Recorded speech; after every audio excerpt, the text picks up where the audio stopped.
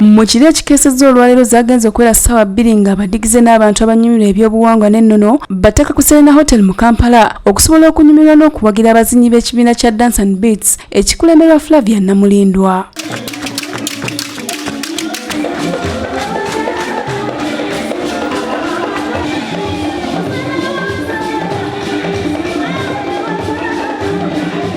Ekivvulu kino kyabadde kyekuusa ku byobuwangwa era abantu abasinga bayambadde emisono gy'obuwangwa bwabwe.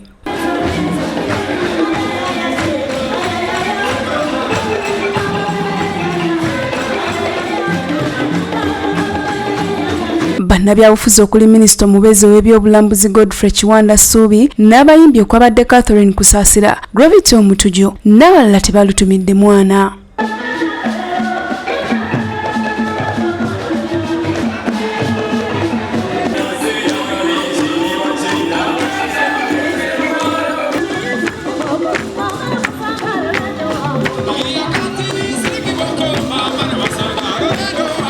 Ku ssaawa 5 Namulindwa yakyusizza ebyambalo ne yeebaza abawagizi be. Thank you so much. Asiimye nnyo, asiimye ddala. Mukama yamanyize simanyi kye nyiza kubawa. Agataliikonfuufu ngamba nti mutuufu nkisobola. Yayise minisita Kiwanda eyayogedde ku ngeri ekivvulu kino gye kikuza ebyobulambuzi. Kijjeeyo Uganda kyeki asamalayizinze Uganda, afunziza Uganda, n'ojja wano n'otulira Uganda n'ogiraba yonna nga bwefaanana. N'abantu ab'enjawulo bayogedde ku birungi ebiri mu kivvulu kino.